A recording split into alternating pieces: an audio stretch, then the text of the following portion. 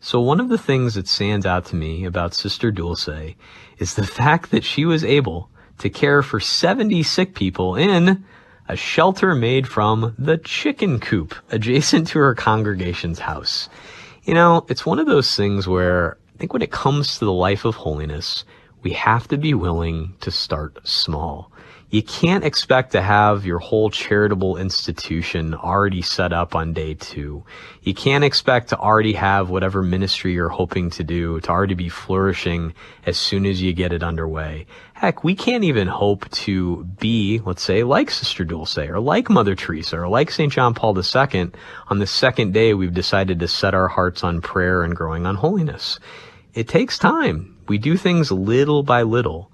But starting small is so important. You know, all those little things serving out of the basement gradually led to, giving her life over after university to the religious life, continuing to serve the poor, turning a chicken coop into a place where she could serve the poor. And then finally, 1960, having a social hospice house. And then eventually this great big St. Anthony Hospital inaugurated in 1983. How do you get to the point of building up to that? You start small. The same is true in your life and in mine. Starting with the small thing, just having the will, asking our Lord for the grace to commit to something, especially in the service of our neighbors. Our Lord will provide, but ultimately we have to be humble and we have to be persevering. We have to be faithful and willing to start small, even if that means, like Sister Dulce, beginning in a chicken coop.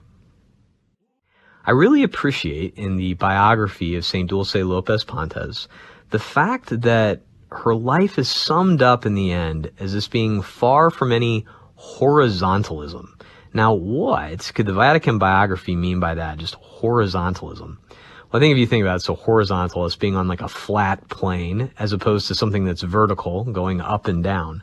Sometimes when people are, working to alleviate the sufferings of the poor, right? Or we're just looking at things that are on this earth. Sometimes we can get accused of horizontalism, only looking at things of this age.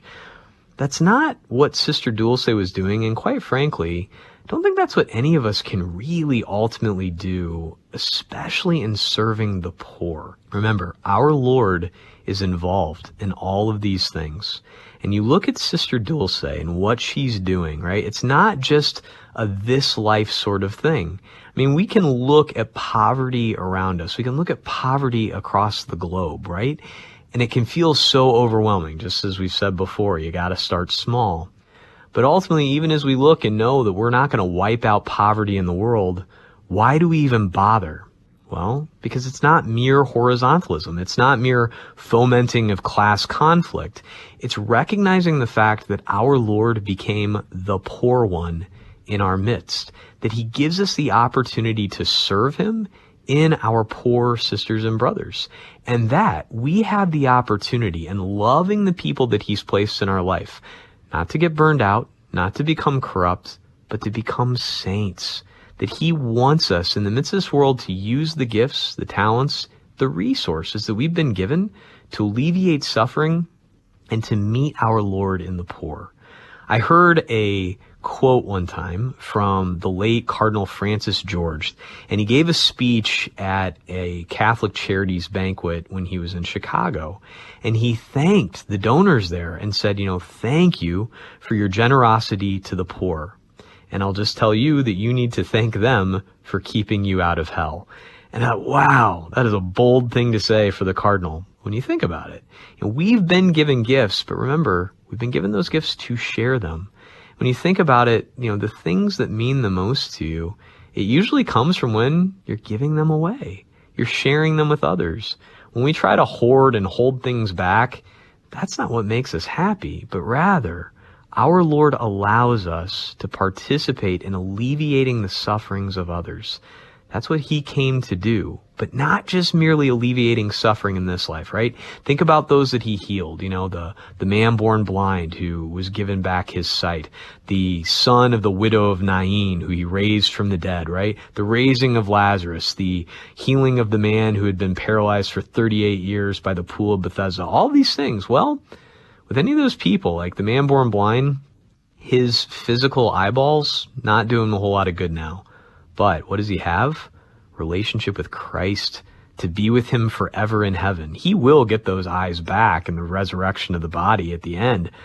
But we know that we're not engaged in mere horizontalism. It's not merely the physical relief for others, as important as that is. But ultimately, we're called to imitate saints just like this wonderful Saint Dulce Lopez Pontes. And just the thing I'd like to say too is her name, Dulce, means sweet. And to be able to bring the sweetness of Christian charity into everything we do, that's not mere horizontalism. That's not mere fomenting conflict between classes, because ultimately life is about so much more than who has the mere resources. It's about charity and growing in love. And remember, my friends, the more that we enter into Christ-like love, the more that grows. That's a resource that only grows as you give it away. St. Dulce knew that. Mother Teresa knew that. St. John Paul II knew that. My friends, I hope we know that too. Let's ask our Lord for the grace to grow in charity, to be like St. Dulce, to be willing to start small, but to realize that what we do, it's not merely for this life, but to keep growing in love of our Lord in this life, that we may live with him forever and with our brothers and sisters in the life to come.